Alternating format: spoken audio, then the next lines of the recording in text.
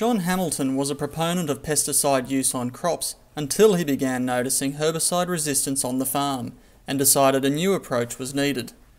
Mr. Hamilton's operation comprises about 3,000 hectares of raised bed, rotational crops of wheat, barley and canola, plus about 500 merino wethers, all located in the Inverleigh district of the Victorian high rainfall zone.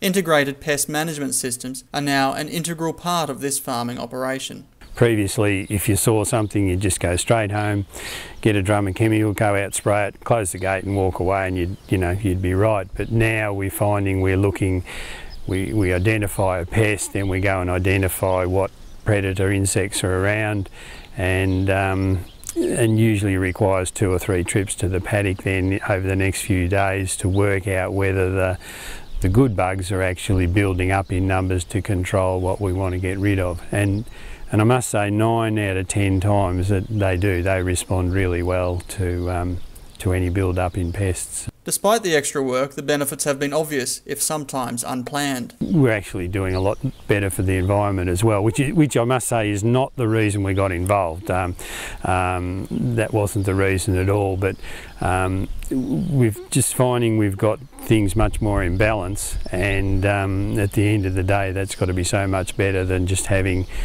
periodic blowouts of pests. Mr. Hamilton says he understood why the change was needed once he realised the extent of herbicide resistance on his farm.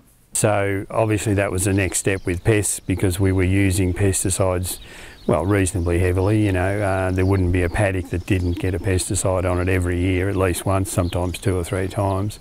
So obviously by doing it this way, if we really need to, and occasionally you do need to, we've basically got all the pesticides in our back pocket to use if or when we need to, really. While the system has changed the way the farm operates, Mr. Hamilton says the results have made it worthwhile. It surprised me a lot how little we've had to use, and the damage, theoretically you've got some damage, but it's insignificant as long as the good bugs can keep pace, and most of the time they can.